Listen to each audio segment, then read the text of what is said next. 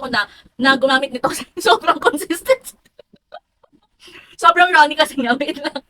Sunblock formulated for babies and yes, or babies, for toddlers, ganyan. Pero safe na safe to kahit adult. So ito ay with UVA and UVB protection. So sobrang runny ng consistency niya, ayan na siya.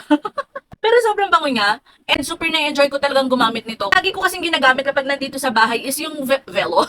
Yung Velo na tinted sunscreen. Pero this time, ito, mas na-enjoy ko na siya kasi formulated for babies talaga. So yung mga ingredients is mild lang. So wait lang, tanggalin ulit natin. No? Ayan, o, diba? Actually, itong sunscreen na to, maganda dito ha. Itong sunscreen na to ay hindi lang sa pangmuka. Pwede nyo rin siyang gawing parang lotion, lalo na kung kayo ay lalabas, ganyan, mainit. So, katanghaliantes ngayon. So, ngayon nga ako naligo para kahit paano mabawas-bawasan yung init, no? Pero anyways, ayan, ilalagay ko sa yellow basket itong Tender Dew na sunscreen. Sulit na sulit to ha. Lalo kung meron kayong mga babies na nagamit, na gusto yung protektahan din sa init, so pwede din kayong gumamit, no? So, anyways, ayan, ako ay aayos muna and also, yan, lalagay ko na lang sa yellow basket ang ating mga sunscreen.